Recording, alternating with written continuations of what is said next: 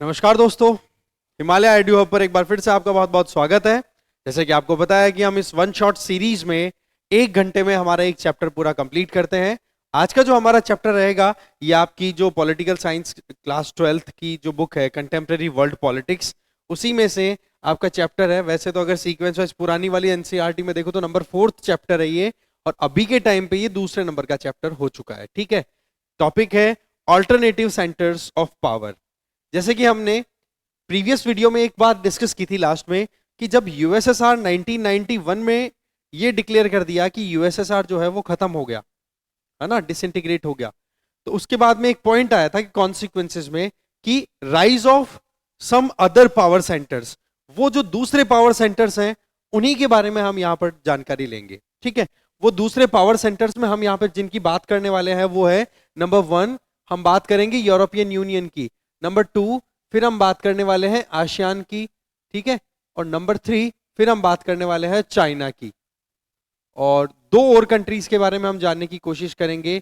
एक रहेगा आपका जापान, ओके, और एक रहेगा साउथ कोरिया।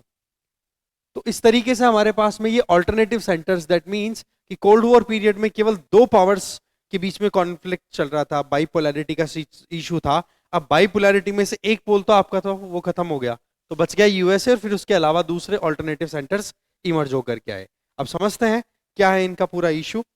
चलिए, फर्स्ट हमारा पॉइंट आता है दैट इज यूरोपियन यूनियन। ये यूरोपियन यूनियन का फ्लैग है जिसमें इस तरीके से ब्लू बैकग्राउंड और स्टार्स हैं येलो कलर के, और यूरोपियन यूनियन के कौन कौन से कंट्रीज मेंबर्स हैं वो बताया। जैसे कि पहली चीज, नाम ही यूरोपियन यूनियन दे दिया तो इसमें यूरोप कॉन्टिनेंट आएगा। सबसे पहली बात तो हमें ये ध्यान रखनी है, यूरोप कॉन्टिनेंट के ही कंट्रीज इसमें इन्वॉल्व है।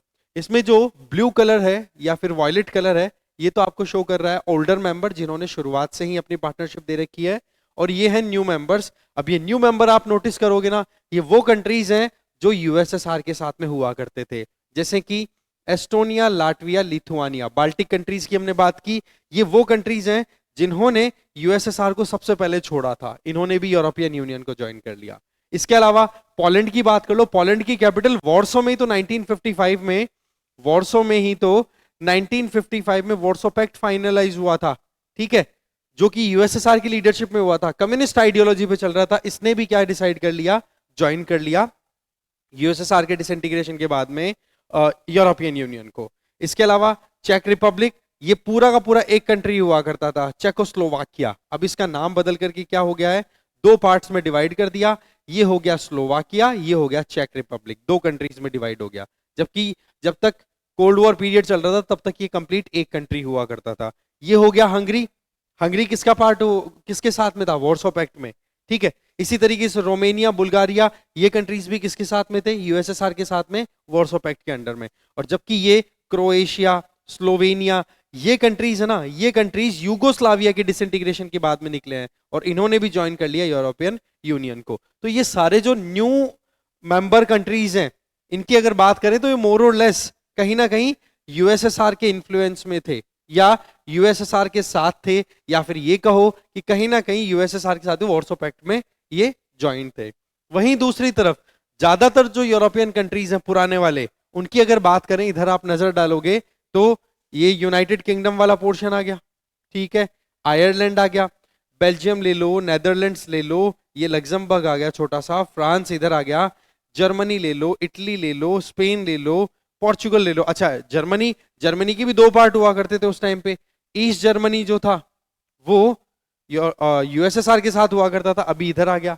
तो कुल, और इधर स्वीडन, फिनलैंड, ये कंट्रीज हैं, ये भी यूरोपियन यूनियन के फाउंडिंग मेंबर्स हैं, शुरुआती मेंबर्स हैं। कुल मिलाकर के बात की जाए तो कहीं ना कहीं यूरोपियन यूनियन का जो एक्सटेंट है, ज्योग्राफिकल एक्सटेंट है, वो बड़ा है।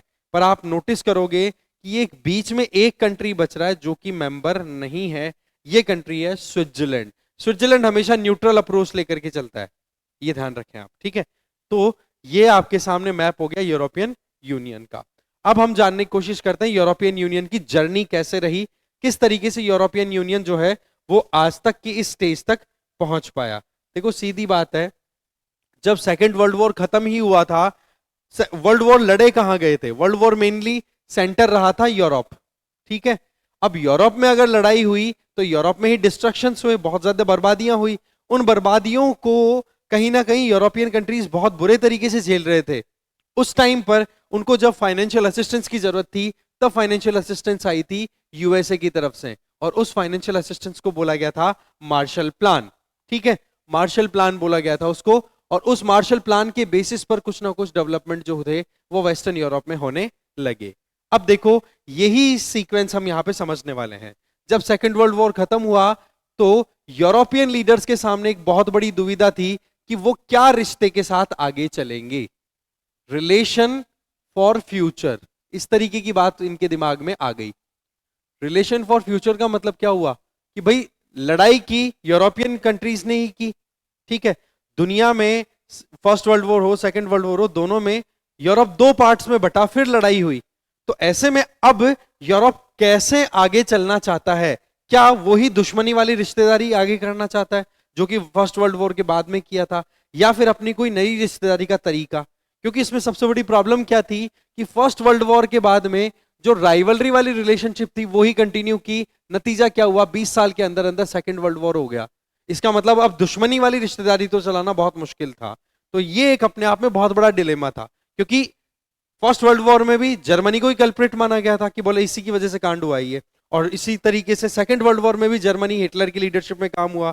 तो ये कहा गया कि भाई जर्मनी को कहीं ना कहीं हमने पहले ज्यादा पनिश कर दिया तो उसका रिटेलिएशन हुआ सेकेंड वर्ल्ड वॉर, अब हमें रिटेलिएट नहीं करना। तो एक तरीके से तो पनिश भी करना चाहता है जर्मनी को, जर्मनी जैसे कंट्रीज को, जर्मनी इटली इनको, और दूसरी तरफ ये भी पता था कि पिछली बार पनिश किया था तो देख लो सेकेंड वर्ल्ड वॉर हो गया, ज्यादा बर्बाद हो गए। तो ये कहीं ना कहीं एक बहुत बड़ी दुविधा बनी हुई थी यूरोपियन कंट्रीज के बीच में, क्योंकि सेकेंड वर्ल्ड वॉर ने एक तो इनको बर्बाद कर दिया था, दूसरा बर्बादी का जो कारण था उन देशों को एक तरीके से पनिश करना भी बहुत बड़ा चैलेंजिंग साबित हो रहा था।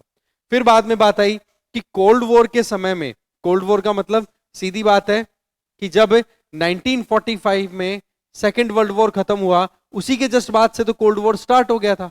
ठीक है, तो उस टाइम पर, कोल्ड वॉर के इस टाइम पर, मार्शल प्लान के बेसिस पर यूएसए की तरफ से असिस्टेंस आती है वेस्टर्न यूरोप को। अब आप समझिए बात को कि यहां पर जो यूएसए था वो एक सुपर पावर के तौर पे इमर्ज होया post world war second. World war second के बाद में यूएस एक सुपर पावर के तौर पे इमर्ज होकर के आया। वहीं दूसरी तरफ एक और पावर राइज हुई, उसका नाम था यूएसएसआर। अब यूरोपियन कंट्रीज के सामने ये एक और डिलेमा था यहां पर कि भाई बात ऐसी है कि यूएसएसआर के साथ में रिश्ते अच्छे रखें या यूएसए के साथ अच्छे रखें। तो ऐसे में यूएसएसआर का जो आइडिया था वो हमें पता है कम्युनिस्ट एंड सोशलिज्म पे चलने वाला था, वहीं यूएसए का आइडिया था democratic system and liberal capitalism की बात कर रहे थे।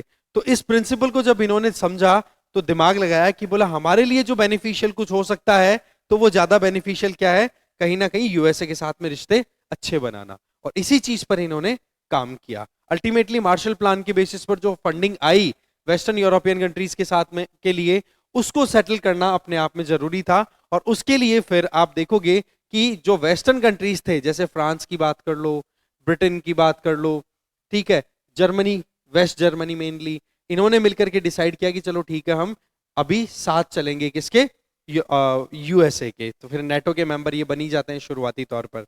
शुरुआत होती है यूरोपियन इकोनॉमिक कॉर्पोरेशन, OEEC नाम से एक इंस्टीट्यूशन स्टैब्लिश होता है 1948 में।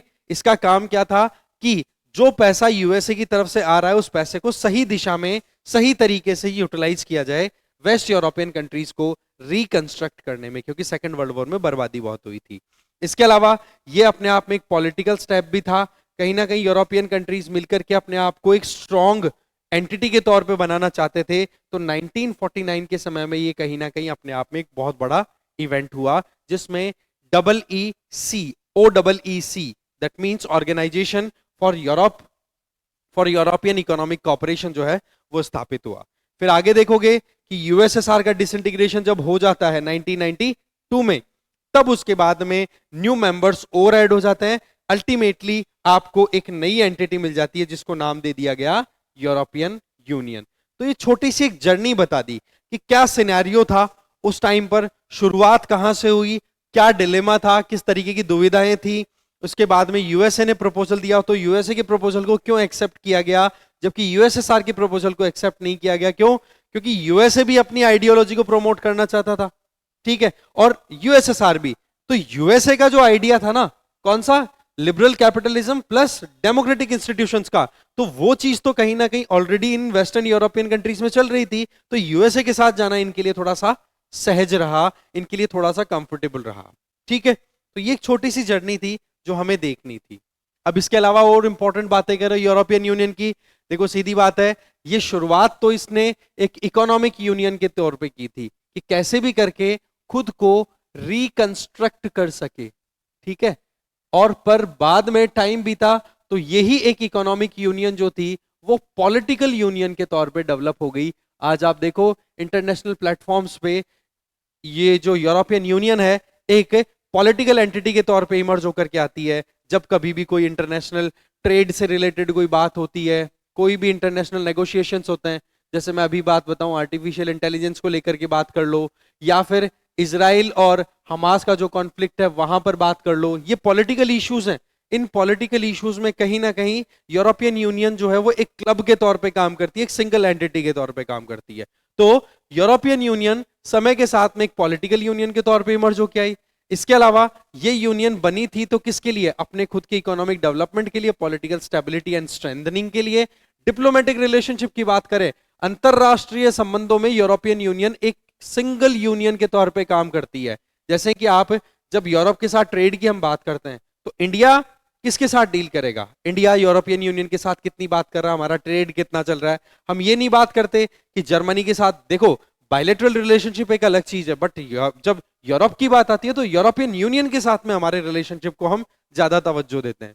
इसके अलावा आज यूरोपियन यूनियन जो है वो कहीं ना कहीं मिलिट्रीली भी बहुत ज्यादा स्ट्रांग होकर के इमर्ज हो क्या है, क्योंकि फ्रांस की अपनी आर्मी है, जर्मनी की है, स्पेन की है, पोर्चुगल की है। अगर इन सबको कंबाइन कर ले तो इनका मिलिट्री इंपैक्ट भी आप देख सकते हो, इकोनॉमिकली कितना स्ट्रांग ये देख सकते हो। आज वर्ल्ड की सेकंड या फर्स्ट लार्जेस्ट इकोनॉमी के तौर पे इमर्ज होकर के यूरोपियन यूनियन को आप देख सकते हो कि कहीं ना कहीं स्टैंड करती है। आई बात समझ में। फिर आगे बात करते हैं, इकोनॉमिकली यूरोपियन यूनियन वर्ल्ड की फर्स्ट लार्जेस्ट इकोनॉमी है। फर्स्ट लार्जेस्ट क्यों बोला गया है, क्योंकि यहां पर छोटी छोटी, छोटी तो क्या, डेवलप्ड इकोनॉमीज का पूरा एक बंच है, वो ग्रुप बना करके अपनी इकोनॉमी को रन करा रहे हैं। तो ऐसे में वर्ल्ड्स बिगेस्ट इकोनॉमी के तौर पे इमर्ज है। और आज के टाइम पे अगर जीडीपी की बात करें तो लगभग 17 ट्रिलियन डॉलर इकोनॉमी है, 17 ट्रिलियन डॉलर 2016 की बात है। और ये यूनाइटेड स्टेट्स ऑफ अमेरिका के बाद में नंबर 2 पे है। कहने का मतलब ये हो गया कि एक बिगेस्ट इकोनॉमी के तौर पे निकल के आई है। नंबर 1 तो आपकी यूएसए, नंबर 2 पे अगर देखो तो फिर आपकी आ जाती है यूरोपियन यूनियन, जहां पर बहुत सारे कंट्रीज एक साथ मिलकर के काम करते हैं। लगभग 28 कंट्रीज यहाँ पे, 29 कंट्रीज हैं वो मेंबर कंट्रीज हैं। फिर बात आती है करेंसी की, तो ध्यान रख लेना यहाँ की करेंसी है यूरो, ठीक है। एक करेंसी, कॉमन करेंसी लाना बहुत जरूरी होता है। देखो मैं आपको एक चीज बताता हूं, कभी भी अगर आपको प्रोग्रेस करनी है तो आप अपने देशों के बीच में करेंसी को कॉमन करो। अगर करेंसी कॉमन रहेगी तो फिर माल का आना जाना, एक्सपोर्ट इंपोर्ट बड़ा आसान रहता है। नहीं तो क्या होता है, करेंसी कन्वर्जन एक अपने आप में हर्डल की प्रॉब्लम क्रिएट करता है। हर्डल क्रिएट करता है, प्रॉब्लम तो क्या मतलब, हर्डल क्रिएट करता है कि आप अपने माल को दूसरे कंट्री में ले जाके बेचोगे तो सबसे पहले आपको उस कंट्री की करेंसी में आपको अपनी वर्थ बतानी पड़ेगी, और उसके बाद में फिर आपको कुछ ना कुछ वहां से कन्वर्जन के लिए मैकेनिज्म लगाना पड़ेगा। फिर आप वहां अपने माल को बेच करके जो पैसा अर्न करके ला रहे हो उस पैसे को फिर अपनी खुद की लोकल करेंसी में कन्वर्ट करना पड़ेगा। तो ये सारी चीजें कहीं ना कहीं कॉम्प्लेक्सिटीज को बढ़ा देती हैं, और इस वजह से ही एक देश के अंदर ट्रेड बड़ा आसानी से होता है, जबकि एक देश के बाहर जाते ही ट्रेड कहीं ना कहीं रुक जाता है।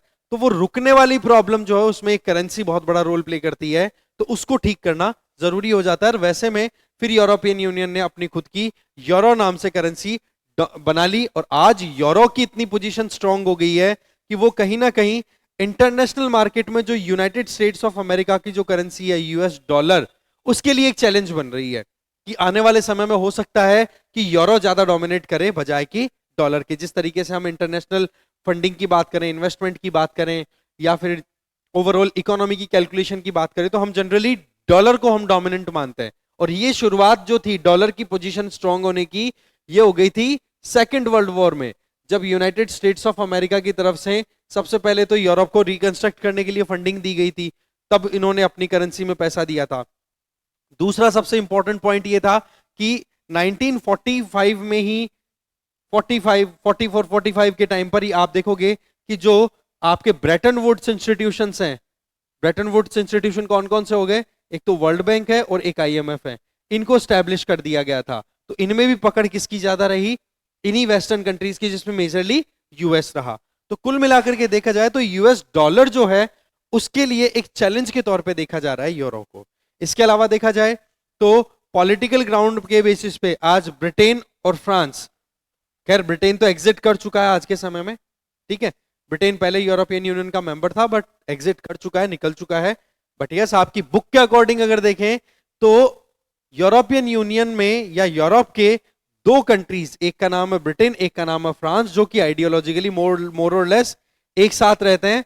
दोनों के दोनों यूनाइटेड नेशन सिक्योरिटी काउंसिल के परमानेंट मेंबर्स हैं।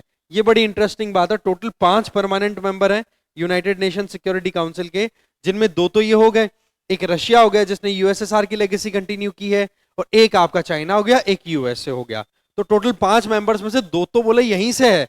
इसके अलावा देखा जाए तो ये कंट्रीज जो हैं यूरोपियन यूनियन के, ये मिलकर के वर्ल्ड में डिफेंस पॉइंट ऑफ व्यू से भी बहुत स्ट्रॉन्गर तौर पे अपने आप को बना के चल रहे हैं, क्योंकि इनकी कंबाइंड जो आर्मी है, कंबाइंड जो इनके मिलिट्री फोर्सेज है, उसकी स्ट्रेंथ आप देखोगे कि वर्ल्ड की सेकंड लार्जेस्ट मिलिट्री जो है वो कहीं ना कहीं यूरोपियन यूनियन की है। तो कुल मिलाकर के क्या चीज यहां पे क्लियर हो रही है कि यूरोपियन यूनियन, जहां पर ये इतने सारे कंट्रीज मिलकर के अपना पूरा ग्रुप बना करके चल रहे हैं, ये कहीं ना कहीं पॉलिटिकली इकोनॉमिकली, ठीक है, डिप्लोमेटिकली बहुत ज्यादा स्ट्रांग हुए हैं। और यही पर्पस था यूरोपियन यूनियन को स्टैब्लिश करने का। इसी से संबंधित ये टाइमलाइन आपके सामने है। टाइमलाइन में कुछ इंपॉर्टेंट ट्रीटीज, एग्रीमेंट्स हैं, वो हमें जानना बहुत जरूरी है।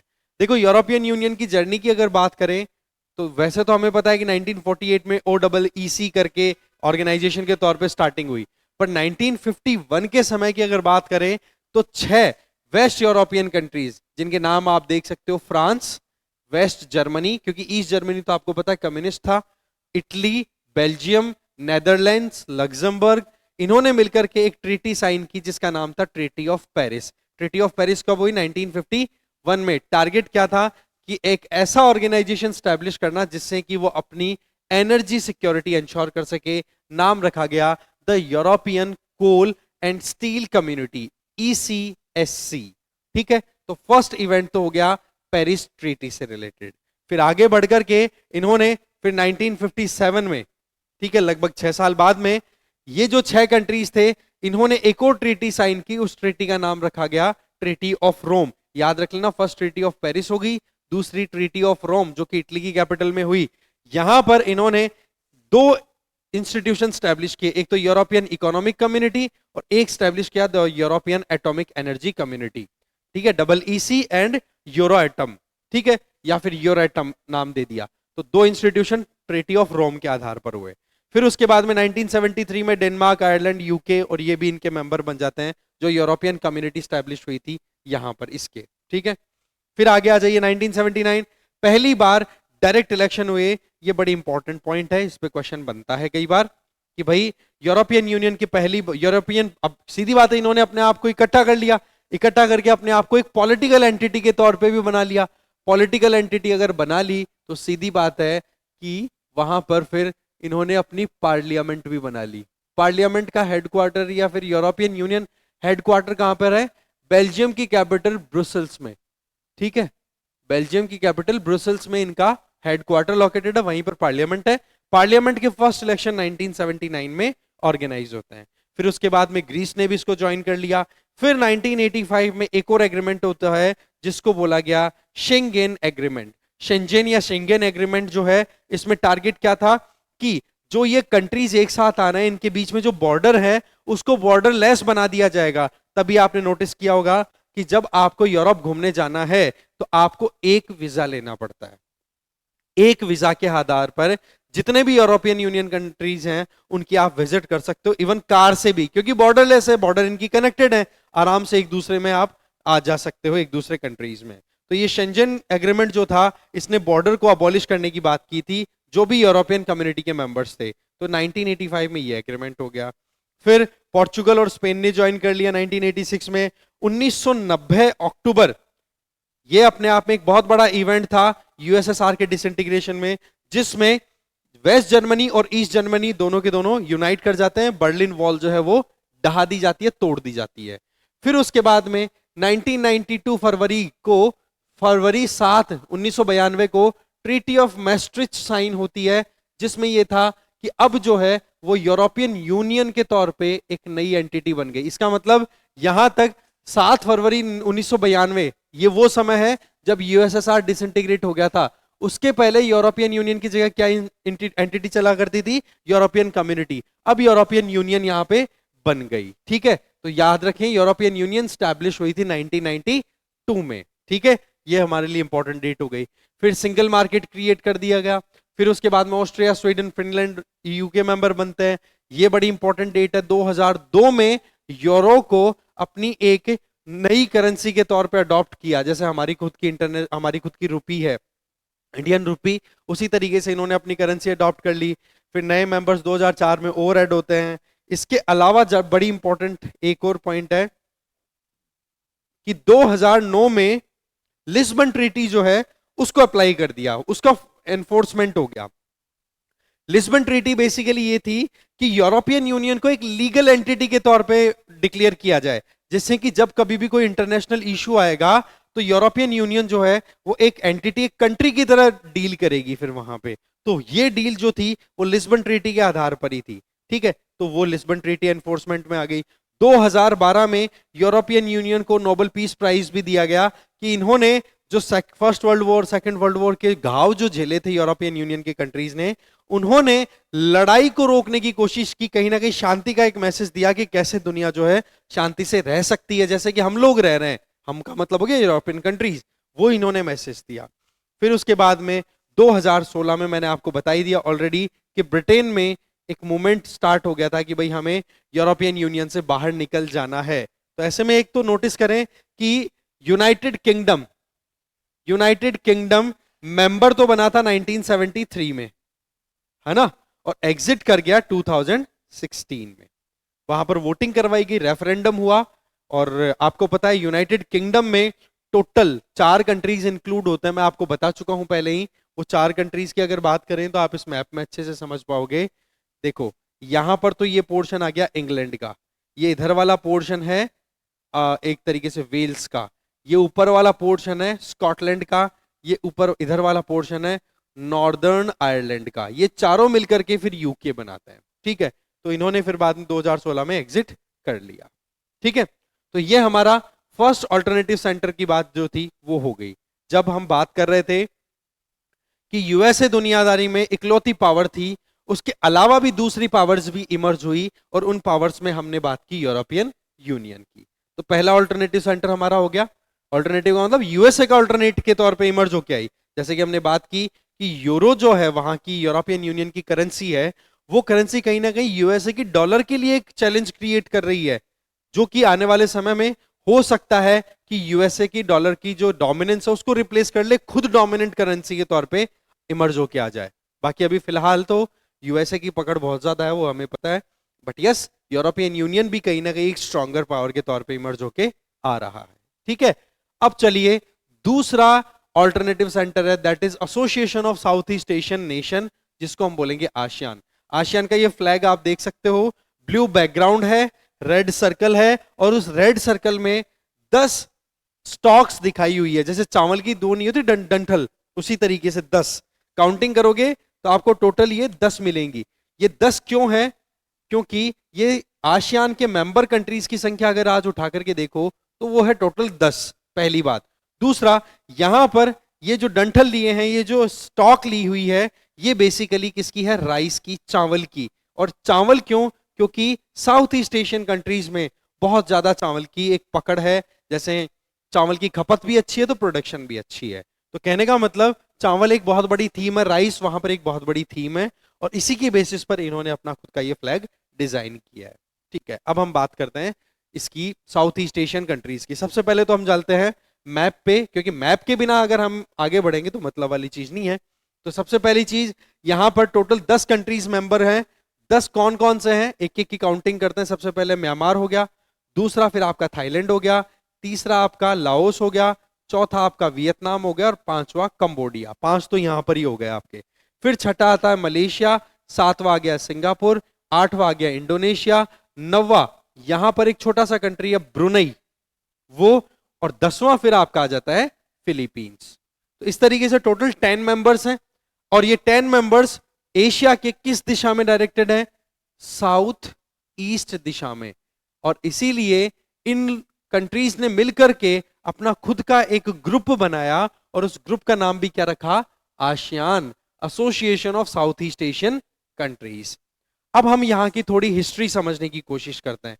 देखो, अगर आसियान की बात करें ना, तो ये वो एरिया है जहां पर कॉलोनियल पावर्स ने भी अपनी पकड़ अच्छे से बनाई थी।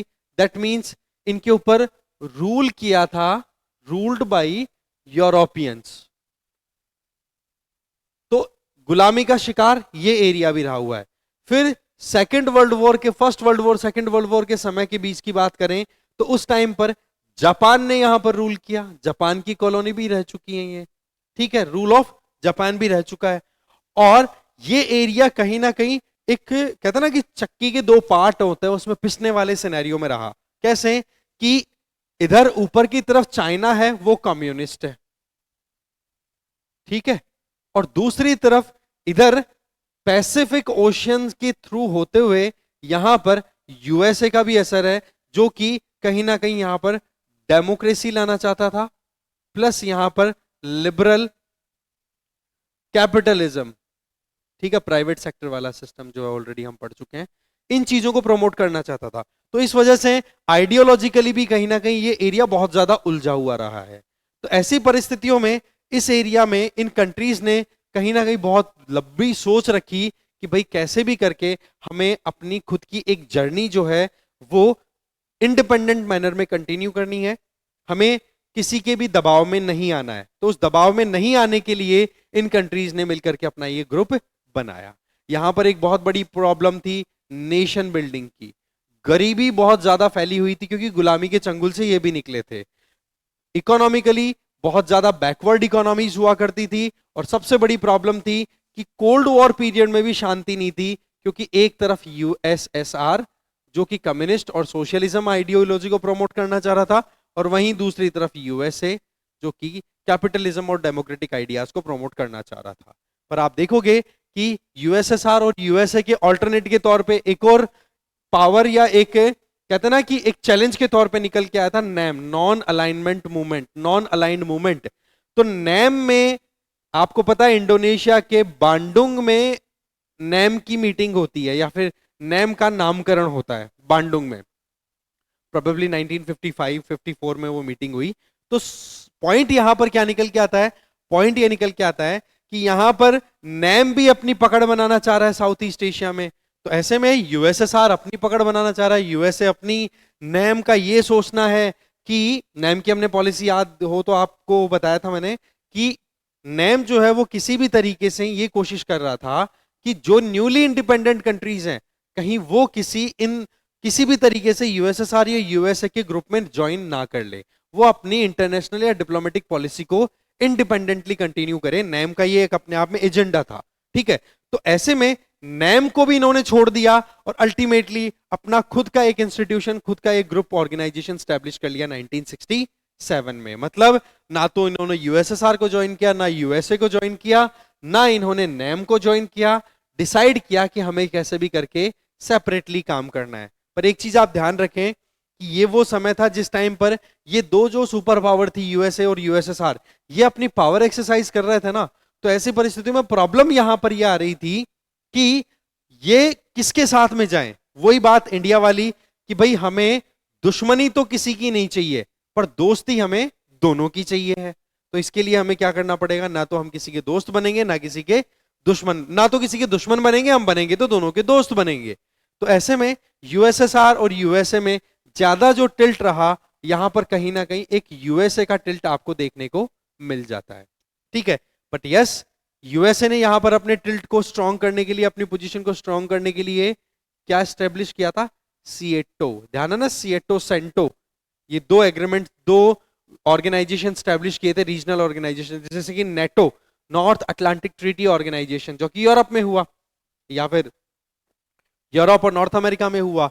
वहीं दूसरी तरफ अगर आप नोटिस करोगे तो SEATO south east Asian countries के साथ में अपना ग्रुप स्टैब्लिश किया, और फिर उसके बाद में आपका सेंटो, सेंटो में आपके वेस्ट एशियन और सेंट्रल एशियन कंट्रीज, सेंट्रल तो क्या वेस्ट एशिया ही बोलो, क्योंकि सेंट्रल एशिया तो उस टाइम पे खुद यूएसएसआर का पार्ट हुआ करता था, ये जो स्थान थे कजाकिस्तान, तुर्कमेनिस्तान, उज्बेकिस्तान और ये सब, तो ठीक है। तो इस तरीके से सीएटो स्टैब्लिश करके यूएसए ने अपनी पावर को एक्सरसाइज करने की कोशिश की, और वहीं दूसरी तरफ यूएसएसआर भी अपनी इन्फ्लुएंस क्रिएट कर रहा था। जैसे कि वियतनाम की हम बात करें तो वियतनाम दो पार्ट्स में डिवाइडेड था, north Vietnam, south Vietnam. North Vietnam जो था वहां पर किसकी पकड़ हुआ करती थी? कम्युनिस्ट आइडियाज की, आइडियोलॉजी की। और साउथ वियतनाम जो था वो रिपब्लिकन था, वो कहीं ना कहीं डेमोक्रेटिक आइडियाज पे चल रहा था। वो यूएसए यूएसएसआर वाला इशू वहां पे उलझा हुआ था। तो कुल मिलाकर के देखा जाए तो इस एरिया ने भी अपनी तरफ से क्या डिसाइड किया कि जी हम हमारी जर्नी हमारे हिसाब से इंडिपेंडेंटली कंटिन्यू करेंगे, और वो चीज ही कहीं ना कहीं इस आसियान जैसे इंस्टीट्यूशन के स्टैब्लिशमेंट को इंस्पायर कर पाई। ठीक है, यहां से शुरुआत हो जाती है। फिर आगे बात करें, आसियान का लोगो ऑलरेडी मैं आपको बता चुका हूं। फिर हम बात करें कि आसियान को स्टैब्लिश करने वाले कौन कौन से कंट्रीज थे। देखो ये बहुत इंपॉर्टेंट पॉइंट है। 5 फाउंडिंग मेंबर्स थे, नाम याद रख लेना, Indonesia, Malaysia, Philippines, Singapore and Thailand. और ये कहां पर फाइनलाइज हुआ था? 1967 में ये एग्रीमेंट हुआ था, ये आसियान को स्टैब्लिश किया गया था थाईलैंड की कैपिटल बैंकॉक में। और इसीलिए इस एग्रीमेंट को क्या बोल दिया गया, जिसके बेसिस पर आसियान स्टैब्लिश हुआ? बैंकॉक डिक्लेरेशन, याद रख लोगे आप। दूसरा, आसियान जब स्थापित किया गया था तो उस टाइम पर उसके क्या उद्देश्य रखे गए, ऑब्जेक्टिव्स क्या रखे गए? सबसे पहली, इकोनॉमिक ग्रोथ को इंश्योर करना है। दूसरा, समाज में जो भी परेशानियां उनको ठीक करनी है। तीसरा, वो एक दूसरे के साथ में पीसफुल रिलेशनशिप स्थापित करेंगे, मतलब जो साउथ ईस्ट एशिया है वहां पर शांति बनाए रखने की कोशिश करेंगे। इसके अलावा स्टेबिलिटी इंश्योर करने की कोशिश करेंगे, और एक दूसरे की सांस्कृतिक डेवलपमेंट या सांस्कृतिक विकास को ज्यादा से ज्यादा एक तरीके से सपोर्ट करेंगे। कहने का मतलब हर तरीके से अपनी प्रोग्रेस को बढ़ावा देना इनका मेन टारगेट था, लड़ाई में ना उलझते हुए आगे बढ़ना इनका टारगेट था। इन्होंने फिर बाद में अपना खुद का एक कॉन्सेप्ट तैयार किया जिसको बोला गया आसियान वे। आसियान वे, वो आसियान वे क्या था कि एक दूसरे के इंटरनल इश्यूज में इंटरफेयर नहीं करेंगे, इंटरनेशनल प्लेटफॉर्म्स पे एक साथ मिलकर के कोलैबोरेट करके काम करेंगे, एक दूसरे के साथ में कॉपरेशन की भावना रखेंगे, सहयोग वाली भावना रखेंगे। और इसी कॉन्सेप्ट को क्या बोला गया? आसियान वे। और इसी आसियान वे के आधार पर 2003 में इसी आसियान ग्रुप के द्वारा 3 डिफरेंट कम्युनिटी स्टैब्लिश की गई। बोला तो गया उसको आसियान कम्युनिटी, बट यस, उस आसियान कम्युनिटी के 3 पिलर्स थे, और वो 3 पिलर क्या थे? नंबर 1 आपका था आसियान सिक्योरिटी कम्युनिटी, नंबर 2 आपका था ASEAN economic community, number 3 ASEAN socio cultural community. That means यहां पर आसियान कम्युनिटी के द्वारा एक अपने आप में बड़ी इंपॉर्टेंट इनिशिएटिव ली गई। वो इनिशिएटिव क्या थी कि अपने एरिया को, साउथ ईस्ट एशिया को सिक्योर बना करके रखना है, पैसे वाला बना करके रखना है, और अपनी संस्कृति की जो साउंडनेस है, अपने समाज की जो स्ट्रेंथ है, उसको बनाए रखना। तो इन चीजों पर ध्यान दिया गया। याद रख लेना, कई बार पूछा जा सकता है, और आसियान पे अगर नोट करना हो, लिखना हो, तो ये पॉइंटर्स बहुत इंपॉर्टेंट हैं। ठीक है, इसके अलावा देखा जाए तो आसियान वे ऑलरेडी मैं आपको बता चुका हूं कि इन्होंने पीस, न्यूट्रलिटी, ठीक है, कॉपरेशन की भावना की बात की। एक दूसरे के अंदर अगर कोई नेशनल डिफरेंसेस भी आ रहे हैं तो वो मैनेज करके चलेंगे, एक दूसरे की सॉवरेनिटी को भी मेंटेन करके चलेंगे। और इसी का नतीजा आपको बता देता हूं कि आसियान का एक कंट्री मेंबर है, दैट इज म्यांमार। म्यांमार में आप नोटिस करोगे कि वहां पर सिविल वॉर जैसी सिचुएशन चलती रहती है, वहां पर मिलिट्री का रूल है। मिलिट्री रूल होने के बाद में वहां पर एक तरफ तो डेमोक्रेटिक इंस्टीट्यूशन को प्रमोट करने के लिए लोग जो हैं वो रोड पर आए हुए हैं, और वहीं दूसरी तरफ आप नोटिस करोगे कि म्यांमार की मिलिट्री वहां पर डेमोक्रेसी बिल्कुल भी नहीं चाहती है। फिर भी आसियान कंट्रीज हैं वो इतने ज्यादा इन्वॉल्वमेंट नहीं दिखाते हैं। कई बार बात आती है कि क्या आसियान कंट्रीज को वहां पर डेमोक्रेसी प्रमोट करने के लिए कोशिश करनी चाहिए या नहीं? तो सवाल का जवाब क्या निकल के आता है कि करनी तो चाहिए, बट आसियान वे क्या कहता है? एक दूसरे के सोवरेन राइट्स को आप समझोगे। सोवरन राइट का मतलब हो गया कि आसियान अपने मेंबर कंट्रीज पे कोई भी चीज थोपेगा नहीं, वो कंट्री जो है वो खुद अपने हिसाब से काम करेगा, क्योंकि आप एक दूसरे के इंटरनल इश्यूज में इंटरफेरेंस भी नहीं करना चाहते और एक दूसरे की नेशनल इंटीग्रिटी को भी आप रिस्पेक्ट कर रहे हो। इसी का चक्कर क्या पड़ रहा है कि म्यांमार आसियान का मेंबर भी है, बट म्यांमार पे प्रेशर भी आसियान इतना ज्यादा बना नहीं पाता। बट यस, बातचीत होती है कि हाँ चलो ठीक है, हमें रोकना चाहिए, इस तरीके की प्रॉब्लम्स हो रही हैं तो, पर वो इतना इफेक्टिवली काम नहीं कर पा रहा है। ठीक है जी। आसियान इकोनॉमिक कम्युनिटी की बात करें तो ये बता दिया मैंने आपको, एक कॉमन मार्केट बनाने की कोशिश की गई। कॉमन मार्केट का मतलब सिंपल है कि थाईलैंड में कोई प्रोडक्ट अच्छा बनता है तो वो बाकी बचे हुए 9 कंट्रीज में जाके बिक सकता है। इंडोनेशिया में अगर पाम की प्रोडक्शन अच्छी खासी है तो बाकी कंट्रीज को ज्यादा परेशान होने की जरूरत नहीं, इंडोनेशिया का सस्ता पाम जो है वो उनको भी अवेलेबल हो जाएगा। इसके अलावा एक दूसरे की सामाजिक और आर्थिक तौर पर डेवलपमेंट में भी एक दूसरे की सहायता करेंगे। इसी तरीके से आसियान कंट्रीज में एक और इंपॉर्टेंट डेवलपमेंट आती है 2004 में, जब आसियान रीजनल फोरम करके एक इंस्टीट्यूशन स्टैब्लिश किया गया आसियान के अंडर में ही, उसी के नीचे। अब आप देखोगे कि आसियान रीजनल फोरम का काम क्या है, भाई सीधी बात है, अगर अभी तक हमने जो आसियान वे की बात की वो क्या थी, सारी की सारी विद इन आसियान जो साउथ ईस्ट एशियन कंट्रीज हैं उनके अंदर के अंदर वो कैसे सेटलमेंट करेंगे। पर अब जब वो एक एंटिटी के तौर पे इमर्ज होके आए हैं तो सवाल ये है कि वो सिक्योरिटी पॉइंट ऑफ व्यू से और फॉरेन पॉलिसी को कैसे टैकल करेंगे। तो उसके लिए इन्होंने 1994 में आसियान रीजनल फोरम नाम से एक स्टैब्लिशमेंट और फाइनलाइज की, जिसका काम क्या था, आसियान कंट्रीज की सिक्योरिटी इंश्योर करना, प्लस सिक्योरिटी का मतलब किसी से कोई लड़ाई वड़ाई हो जाए तो, या फिर आप कह सकते हो रीजनल ऑटोनॉमी, कि किसी भी दूसरे कंट्री के दबाव में आकर के आपको कुछ ना करना पड़े, तो वो चीज करनी बहुत ज्यादा जरूरी हो जाती है। प्लस यहां पर देखा जाए तो बाकी देशों के साथ में कैसे आप एंगेज करने वाले हो, उस चीज को फाइनल करने के लिए भी ये इंस्टीट्यूशन काम करता है। ठीक है। आसियान कंट्रीज का अपना खुद का एक विजन भी है 2020 का। उस विजन का मेन काम क्या है कि अंतरराष्ट्रीय मुद्दों के ऊपर आसियान जो है वो अपने आप में एक इंपॉर्टेंट एंटिटी के तौर पे काम करेगा, अपनी एक एक्टिव एंगेजमेंट देगा। तो उसके ऊपर भी आसियान जो है वो काम कर रहा है। इसके अलावा देखा जाए तो आसियान कंट्रीज के साथ में इंडिया के रिश्ते की बात करें तो देखो, हम ट्रेड के मामले में आसियान कंट्रीज के साथ एंगेज करते हैं। सबसे पहले तो हमने देखो आसियान की 3 मेंबर्स, पर्टिकुलरली बात करें तो मलेशिया, सिंगापुर और थाईलैंड, इन तीनों के साथ में हमने एग्रीमेंट किए थे। बट आज के समय की अगर बात करें तो हम फ्री ट्रेड एग्रीमेंट कर चुके हैं आसियान कंट्रीज के साथ 2010 में। फ्री ट्रेड एग्रीमेंट की अगर बात करें तो ये क्या होता है, फ्री ट्रेड एग्रीमेंट।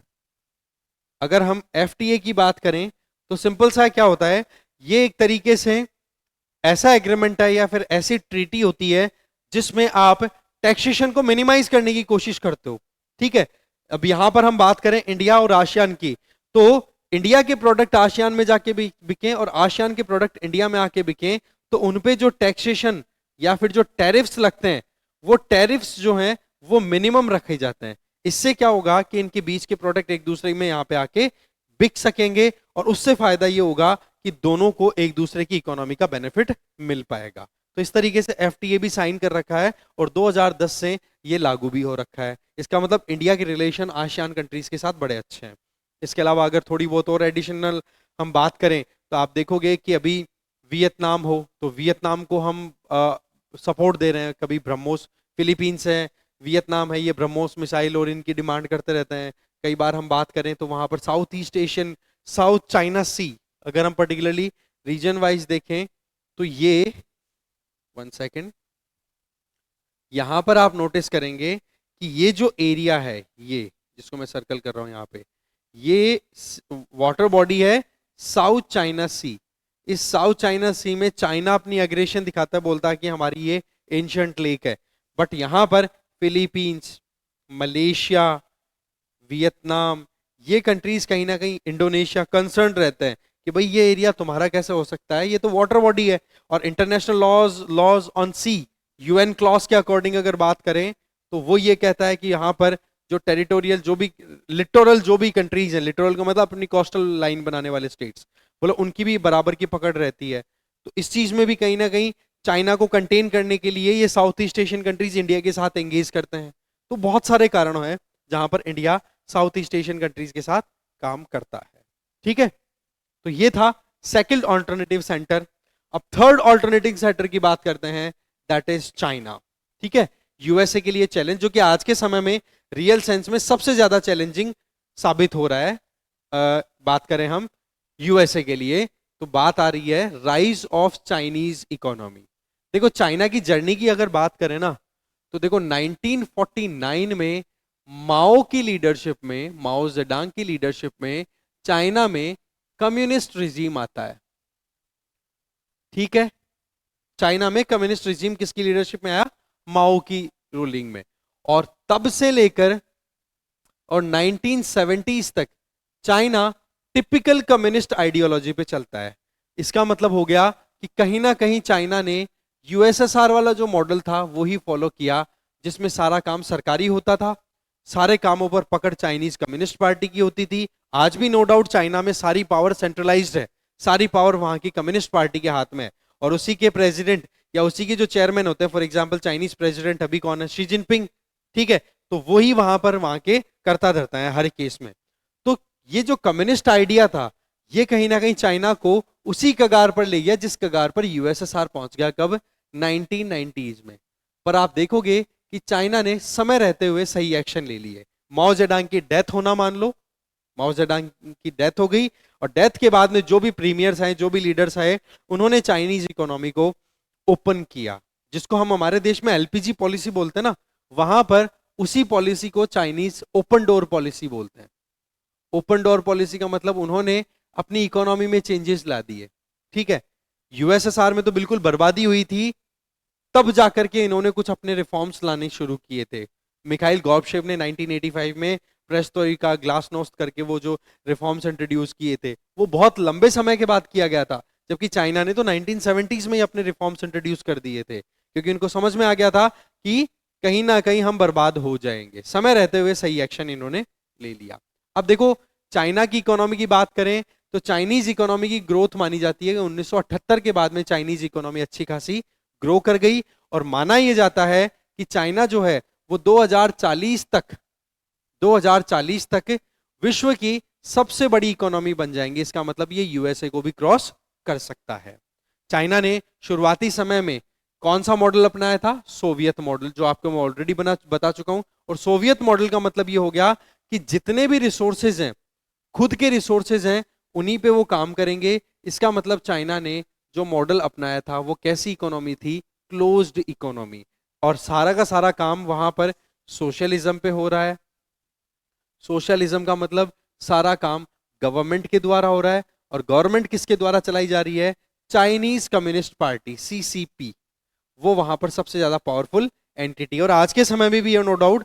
पर इस टाइम तक आते आते कहीं ना कहीं माओ की जब डेथ हो गई, तो थोड़े से रिफॉर्म्स की जरूरत इससे महसूस हुई, और वो चेंजेस लाए गए। 1962 में, जैसे कि मैं प्रीवियस वीडियो में बता चुका हूं, 1962 के समय में चाइना और यूएसएसआर के रिश्ते बिगड़ते हैं, क्योंकि चाइना ने अपनी तरफ से जिस तरीके से इंडिया के साथ रिश्ते बिगाड़े ना बॉर्डर डिस्प्यूट को लेकर के, वैसे ही चाइना ने यूएसएसआर के साथ भी अपने रिश्ते बिगाड़ लिए। ठीक है, अब यूएसएसआर के साथ जैसे रिश्ते बिगड़े, तो ये जो आइडिया था क्लोज्ड इकोनॉमी का और ये सारा, ये कहीं ना कहीं सवालों में आने लग गया। तो फिर चाइना ने डिसाइड किया यूएसए के साथ रिश्ते सुधारने का। तो 1970 में चाइना ने यूएसए के साथ अपने रिश्ते सुधारे और अपनी इकोनॉमी और अपनी पॉलिटी में कुछ रिफॉर्म्स इंट्रोड्यूस किए। ठीक है जी, इसमें पहला काम तो किया था चाइना के प्रीमियर जौ इनलई, इन्होंने फोर मॉडर्नाइजेशन कॉन्सेप्ट पे काम किया। फोर मॉडर्नाइजेशन किस किस में? Agriculture, industry, science and then technology, science technology and military. ये सारे रिफॉर्म्स इन्होंने 1973 से स्टार्ट कर दिए, क्योंकि अब इनके रिश्ते जो हैं वो यूएसए के साथ इंप्रूव होने लग गए, यूएसएसआर के साथ में दुश्मनी वाले माहौल बन गई। फिर आप देखोगे कि जौ इनलई के बाद में डेंग जियाओपिंग के हाथ में जैसे ही सत्ता आती है, तो इन्होंने ओपन डोर पॉलिसी इंप्लीमेंट कर दी। ओपन डोर पॉलिसी का मतलब ये हो गया कि अब चाइनीज इकोनॉमी जो क्लोज्ड इकोनॉमी थी वो अब ओपन हो गई। इसका मतलब अब चाइना में इन्वेस्टमेंट भी आएगा, चाइना अपने प्रोडक्ट्स की मैन्युफैक्चरिंग भी करेगा। चाइना को जो टेक्नोलॉजी चाहिए वो, अब टेक्नोलॉजी जो है कहीं ना कहीं यूएसए के प्राइवेट सेक्टर के द्वारा डेवलप टेक्नोलॉजी अब चाइना में आएगी और उसके आधार पर चाइना अपने माल को एक्सपोर्ट करेगा और एक्सपोर्ट के आधार पर चाइना की इकोनॉमी जो है वो बढ़ गई। और इसी का नतीजा क्या है कि कहीं ना कहीं ये एक्सपेक्ट किया जा रहा है कि 2040 तक चाइना जो है वो यूएसए को क्रॉस कर देगा। हाँ, अभी करंट अफेयर्स की बात करें जो कि आपके लिए इतना इंपॉर्टेंट नहीं है पर मैं बता देता हूं, करंट अफेयर्स की बात करें तो चाइना की इकोनॉमी कहीं ना कहीं अभी स्लो हो गई है। ठीक है, ग्रोथ रेट है वो इतनी ज्यादा नहीं है, इंडियन इकोनॉमी की ग्रोथ रेट आपको ज्यादा मिलेगी, बट यस ओवरऑल देखा जाए ना तो आज वर्ल्ड में सेकंड लार्जेस्ट इकोनॉमी है China. First USA, second China, third आपकी जापान है, फोर्थ आपकी जर्मनी है, फिफ्थ फिर इंडिया है। ठीक है, तो ये एक सीन जो था वो वहां पर डेवलप हुआ चाइना में। तो ओपन डोर पॉलिसी ने बड़ा इंपॉर्टेंट काम किया। अब सही बात है कि नई टेक्नोलॉजी अगर आती है तो आपकी प्रोडक्टिविटी भी बढ़ती है, आपके रिजल्ट्स भी अच्छे होते हैं। ठीक है, सबसे पहले इन्होंने जो रिफॉर्म्स इंट्रोड्यूस किए वो किए थे एग्रीकल्चर में।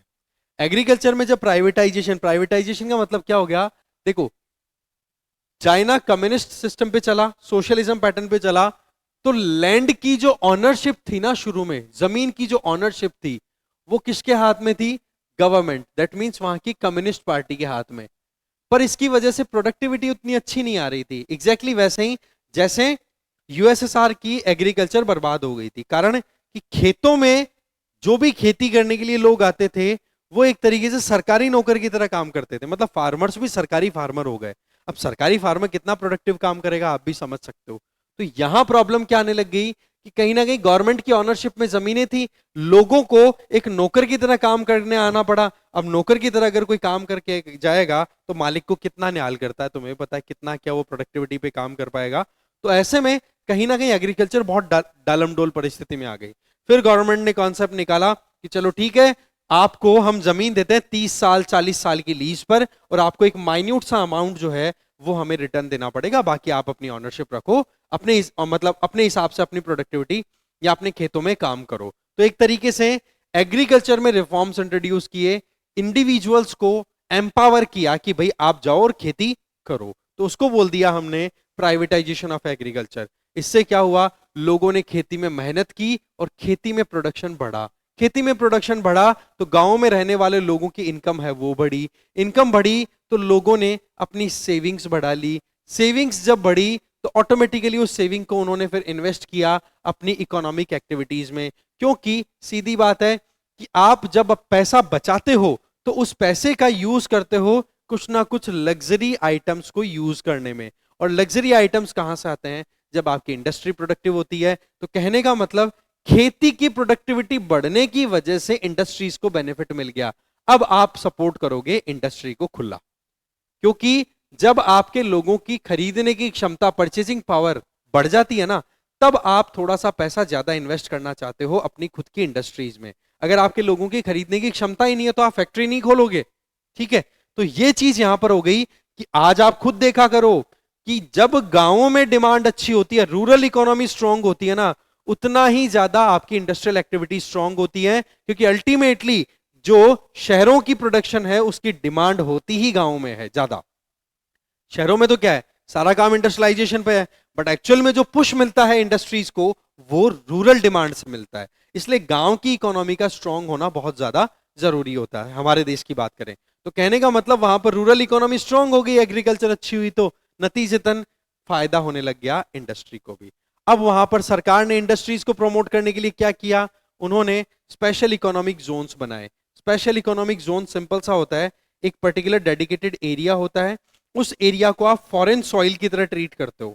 फॉरेन सॉइल का मतलब क्या हो गया कि वहां पर जो कुछ भी प्रोडक्शन हो रहा है उसको आप एक तरीके से यूं मानोगे कि किसी विदेशी जमीन पर हो रहा है, उसके ऊपर आपके जो लोकल टैक्सेशन के मैकेनिज्म है वो अप्लाई नहीं करोगे। और अगर आपके देश में मान लो यहां पर कोई फैक्ट्री एक्स लगी और उस एक्स की फैक्ट्री का कोई प्रोडक्ट है, वो अगर आपके लोकल मार्केट में आता है तब आप उस पर एग्जैक्टली वो ही ट्रीटमेंट दोगे जो ट्रीटमेंट आप एक इंटरनेशनल प्रोडक्ट को देते हो। तो कहने का मतलब ये हुआ कि कहीं ना कहीं स्पेशल इकोनॉमिक जोन्स की वजह से आपकी जो लोकल प्रोडक्टिविटी थी, ठीक है, वो बढ़ी, इंडस्ट्रीज में जॉब्स जो थी वो आपकी बढ़ गई। तो इसका फायदा होने लग गया वहां पर लोगों को। और आप देखोगे कि वहां की इकोनॉमी को कंट्रोल किसने किया, सारा का सारा वहां की कम्युनिस्ट पार्टी ने। सेंट्रल गवर्नमेंट का बड़ा पकड़ रहता है चाइना में, मैं ऑलरेडी बता चुका हूं आपको ये। और इसीलिए वहां पर इस तरीके के रिफॉर्म्स को इंट्रोड्यूस करने में भी प्रॉब्लम नहीं आई। कई बार ये डिबेट चलता है यार, इंडिया और चाइना ने अपनी जर्नी लगभग लगभग साथ साथ शुरू की। चाइना 1949 में कम्युनिस्ट कंट्री बना और इंडिया 1947 में इंडिपेंडेंट हुआ, हम इतने पीछे क्यों रह गए? देखो वहां पर कम्युनिस्ट पार्टी का रूल होने की वजह से रिफॉर्म्स जब भी लाने होते थे ना, तो उनको कोई डेमोक्रेटिक प्रोटेस्ट की सामना नहीं करना पड़ा कि कोई आंदोलन हो रहे हैं या कुछ और, क्योंकि डेमोक्रेटिक सिस्टम है ही नहीं वहां पे। वहां पे जो वहां की कम्युनिस्ट पार्टी ने कह दिया वो फाइनल है, और वही चीज वहां पर हुई। इसके नतीजे की वजह से चाइना ने अपनी इकोनॉमी को थोड़ा बूस्ट दिया। पर एक चीज सच है कि चाइनीज इकोनॉमी है नो डाउट बढ़ी, पर वहां पर एक तो असमानता है, इनइक्वालिटीज बहुत ज्यादा है, रिच वर्सेस पुअर का जो कॉन्सेप्ट है ये बहुत ज्यादा देखने को मिला। दूसरी चीज अगर देखें तो यहां पर बेरोजगारी का माहौल था वो भी बन जाता है चलते ही। अभी भी यही हाल हो रहा है कि वहां पर जो रियल एस्टेट सेक्टर है वो बर्बाद हो चुका है, ठीक है, बर्बाद होया हुआ है, कुछ भी वहां पर डिमांड इतनी बन नहीं रही है। इसके अलावा इंडस्ट्रियल एक्टिविटीज ज्यादा हुई तो वहां की नदियां, वहां का एनवायरनमेंट बहुत ज्यादा डिग्रेडेड है, सरकारी मामला ज्यादा है वहां पे, तो करप्शन के स्कोप भी बहुत ज्यादा रहते हैं। तो ये कहीं ना कहीं चाइनीज इकोनॉमी की बहुत बड़ी प्रॉब्लम्स भी है। वैसे देखा जाए तो चाइना जो है वो आज के समय में दुनिया में एक स्ट्रॉन्ग पावर के तौर पे देखा जा रहा है, लाइमलाइट में बना रहता है, ठीक है। आज आप देखो कि यूएसए के लिए, यूएसए की तरफ से कई स्टेटमेंट ऐसे आते हैं, बोला हमारे लिए रशिया इतना बड़ा चैलेंज नहीं है जो कि यूएसएसआर की लेगेसी को कंटिन्यू कर रहा है, बोला उससे भारी चैलेंज तो बोला हमारे लिए चीन है, ठीक है। तो इस तरीके से चाइना की राइज को हमने देख लिया। अब हम बात करते हैं इंडिया के कैसे रिश्ते रहे चाइना के साथ। देखो जैसे कि मैंने बताया आपको, जर्नी लगभग लगभग साथ साथ स्टार्ट हुई 47 49, ओके। तो शुरुआत में रिलेशन हमारे कॉर्डाइल थे और एंशियंट टाइम में भी हमारे रिश्ते बड़े अच्छे रहे। अगर मैं आपको बताऊं कि अगर हम प्री कॉलोनियल पीरियड की बात करें, ठीक है, जो यूरोपियंस आए थे ना हमें गुलाम बनाने, उससे पहले की बात बता रहा हूं। अगर उस समय की बात करें तो वर्ल्ड की टोटल जीडीपी में इंडिया और चाइना मिलकर के कंट्रीब्यूट करते थे लगभग 40%। ये अपने आप में बहुत बड़ा अमाउंट होता है। इंटरनेशनल ट्रेड में इनका कंट्रीब्यूशन बहुत ज्यादा था। तभी तो आप देखो सिल्क रोड का जो कॉन्सेप्ट है वो, अब उसी सिल्क रोड को रिवाइवल देना चाह रहा है चाइना अपने बेल्ट एंड रोड इनिशिएटिव के ऊपर। पर अभी चाइना की जो सोच है वो थोड़ी सी कहीं ना कहीं इंडिया के लिए थोड़ा सा खतरा साबित होती है, तो इस वजह से इंडिया इतना सपोर्टिव नहीं है। बट यस, पुराने समय में चाइना और इंडिया के रिश्ते अच्छे हुए हैं, पुरानी सिविलाइजेशन है, ठीक है। वहां पर भी चाइनीज सिविलाइजेशन भी ज्यादा बहुत पुरानी है, जैसे हमारे इंडस वैली सिविलाइजेशन है। तो इस तरीके से वहां पर भी ठीक ठाक हमारे रिश्ते रहे, चाहे पॉलिटिकली देखें, इकोनॉमिकली देखें, कल्चरली देखें। इंडिया ने जैसे इंडिपेंडेंस प्राप्त की तो देखो शुरुआत में हमारी तरफ से हमारा कॉन्सेप्ट था कि हम चाइना के साथ अच्छे रिश्ते बना करके रखेंगे। आपको ये जानकर के बड़ी हो सकता है हैरत हो कि चाइना कम्युनिस्ट कब बनता है। चाइना कम्युनिस्ट बना 1947 में, 1949 में। 1949 में चाइना में रूल आया कम्युनिस्ट पार्टी का, किसकी लीडरशिप में? माओ की लीडरशिप में। आपको पता होना चाहिए इस कम्युनिस्ट चाइना को सबसे पहले रिकॉग्निशन देने वाला कंट्री कौन था? वो था इंडिया। क्योंकि हमारे दिमाग में ये था कि चाइना पर भी यूरोपियंस ने रूल किया है, हमारे ऊपर भी रूल किया है, तो हम जो न्यूली इंडिपेंडेंट कंट्रीज हैं अगर वो स्ट्रांग होना चाहते हैं तो हमें उनकी सहायता करनी चाहिए। तो नतीजा क्या हुआ? हमने हिंदी चीनी भाई भाई के कॉन्सेप्ट पे काम किया। पर तब तक क्या था? तब तक ये था कि हमारी बॉर्डर्स जो थी वो चाइना के साथ डायरेक्टली शेयर नहीं करती थी। अगर हम मोटी मोटी बात करें तो हमारी बॉर्डर्स चाइना के साथ में शेयर नहीं हुआ करती थी। चाइना इधर रह गया, यूं ऊपर ऊपर, ठीक है, अगर इधर की बात कर ले पूरा, और यहां बीच में कंट्री था वो था तिब्बत। पर क्या किया जाता है कि चाइना ने तिब्बत को एनेक्स कर लिया 1950 में। पहले चाइना से हमारी बॉर्डर डायरेक्टली शेयर नहीं होती थी, पर चाइना ने बुद्धिस्ट डोमिनेटेड कंट्री तिब्बत को पकड़ लिया, अपने हिस्से में, अपने में मिला लिया। अब हमारी बॉर्डर जो है वो सीधी चाइना के साथ मिल गई। और उसी वजह से कहीं ना कहीं हमारी बॉर्डर जब चाइना के साथ मिली तो चाइना की जो एम्बिशंस है, चाइना की जो कहते हैं ना कि एक डिमांड है, ये थोड़ा सा मैं नीचे बना चुका हूँ, इसको थोड़ा सा हम करेक्ट करेंगे, 1 सेकेंड।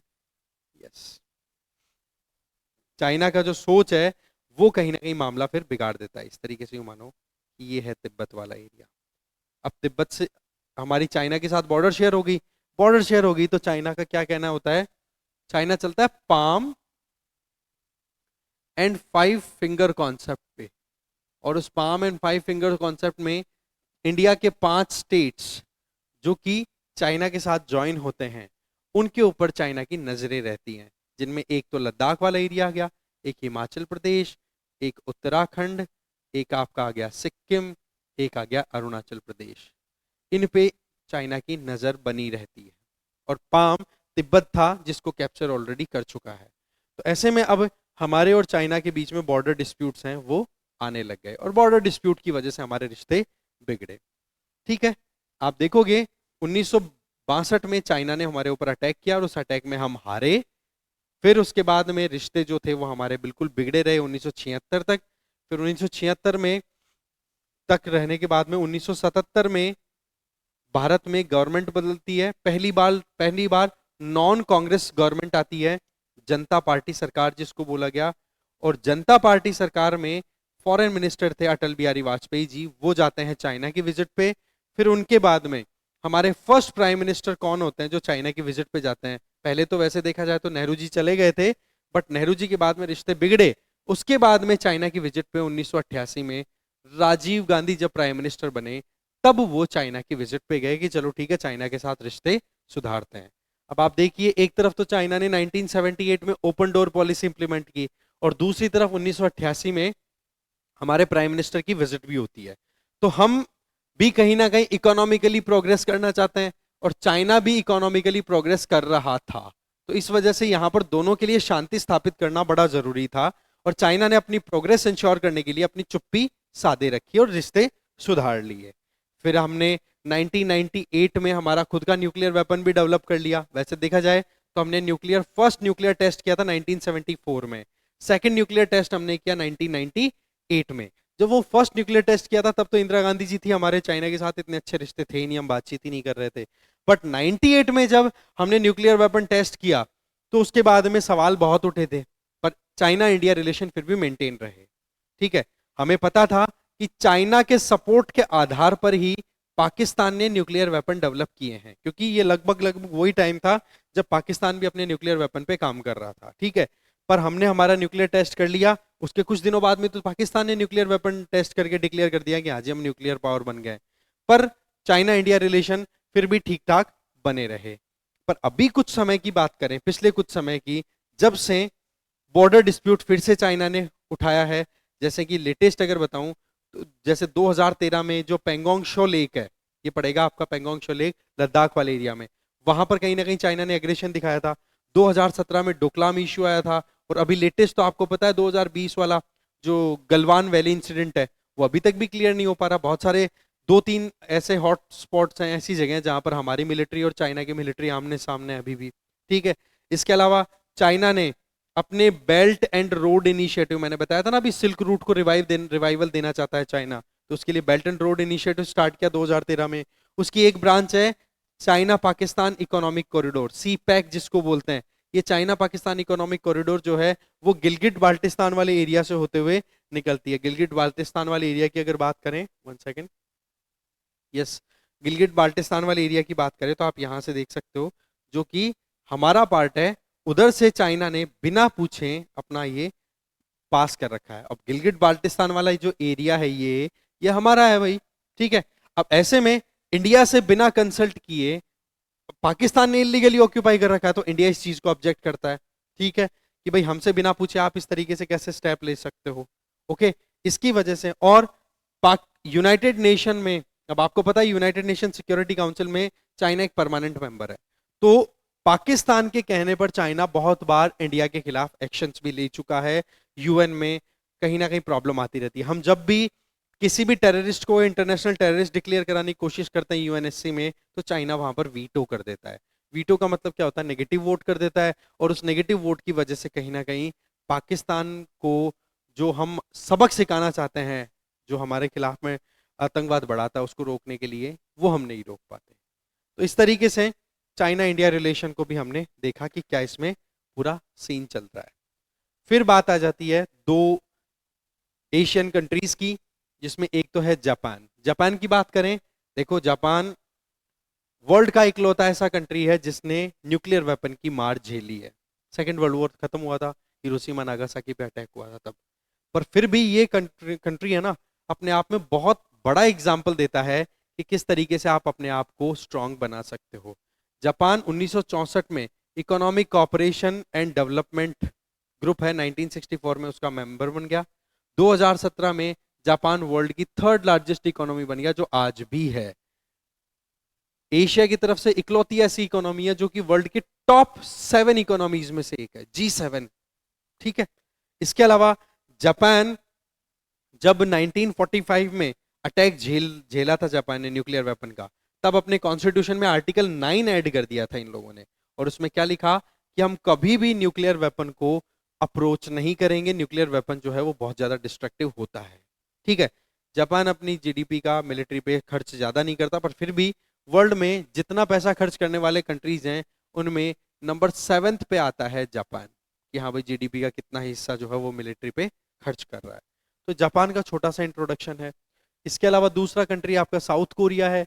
साउथ कोरिया की बात करें, नॉर्थ कोरिया की बात करें, तो ये कोरियन पेनिनसुला के पार्ट हुआ करते थे, आई मीन पार्ट हैं, जैसे कि हम ऑलरेडी देख चुके हैं मैप पे। एक बार फिर से बता देता हूँ आपको कि हम किस एरिया की बात कर रहे हैं। We are talking about this particular region.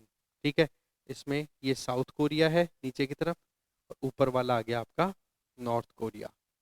ठीक है, वैसे तो देखा जाए तो वर्ल्ड वॉर सेकंड जब खत्म हुआ था तभी डिवीजन हो गया था साउथ कोरिया और नॉर्थ कोरिया का, पर वर्ल्ड वॉर के बाद में आपको पता है कोल्ड वॉर स्टार्ट हो गया, और कोल्ड वॉर वाले एरिया टाइम पर नॉर्थ कोरिया को सपोर्ट तो किसका मिलता था, यूएसएसआर का, तो ये तो हो गया कम्युनिस्ट। और साउथ कोरिया को सपोर्ट मिला किसका, यूएसए का, ये हो गया डेमोक्रेटिक एंड कैपिटलिस्ट। इस वजह से आइडियोलॉजिकली भी ये डिवाइड हो जाता है। ठीक है, फिर आप देखोगे कि इनका डिवीजन जो हुआ वो 38th पैरेलल। 38th पैरेलल का मतलब क्या होता है, सिंपल सी बात है कि यहां से जो अक्षांश लैटिट्यूड पास होता है, ठीक है, वो कितना है 38 डिग्री नॉर्दर्न लैटिट्यूड, उसी को यहाँ की बॉर्डर बना दी गई, डिवीजन कर दिया गया। और आप देखोगे कि इन दोनों कंट्रीज की राइवलरी आज भी चलती रहती है, पर हम बात कर रहे हैं यहाँ पर साउथ कोरिया की। साउथ कोरिया की अगर बात करें तो आज वर्ल्ड के टॉप सेंटर्स में से एक है। इकोनॉमिकली बहुत ज्यादा इस कंट्री ने अपनी ग्रोथ इंश्योर की है, और साउथ कोरिया को मिरेकल ऑन द हान रिवर भी बोला जाता है। हान रिवर जहां पर साउथ कोरिया की कैपिटल लोकेटेड है सियोल। ठीक है, इसके अलावा देखा जाए तो यहां पर ह्यूमन डेवलपमेंट रिपोर्ट 2016 के हिसाब से देखें तो साउथ कोरिया में ह्यूमन डेवलपमेंट शानदार देखा गया है। इसका मतलब यहां पर एजुकेशनल फैसिलिटी, हेल्थ फैसिलिटी और इकोनॉमिकल फैसिलिटी, ये सारी की सारी बढ़िया है, और ये डिपेंड करती हैं गवर्नमेंट की पॉलिसी पे, क्योंकि यहाँ की सरकारों ने समय समय पर अच्छे अच्छे इंपॉर्टेंट रिफॉर्म्स किए, जैसे कि लैंड रिफॉर्म हो, या रीडिस्ट्रीब्यूशन का कॉन्सेप्ट हो, टैक्स लगा करके गरीबों की सहायता करनी हो, इनइक्वालिटी को खत्म करना हो, वो सारे काम। ठीक है, तो इस तरीके से ये हो गया हमारा साउथ कोरिया। तो कुल मिलाकर के जो मेन थीम थी ना इस चैप्टर के अंदर, वो हमने देख ली। ठीक है, अब आपको एक बार खुद से अपनी ये रिवीजन हो गया, रिवीजन होने के बाद में आपको थोड़ा बहुत एक बार खुद से अपने खुद के कंटेंट को एक बार देख लेना है। ठीक है, चलिए मिलते हैं फिर नेक्स्ट वीडियो में नए चैप्टर के साथ में, इसी वन शॉट सीरीज में, जिसमें लगभग 1 घंटे के अंदर हम पूरा चैप्टर कवर करेंगे। ठीक है, थैंक यू।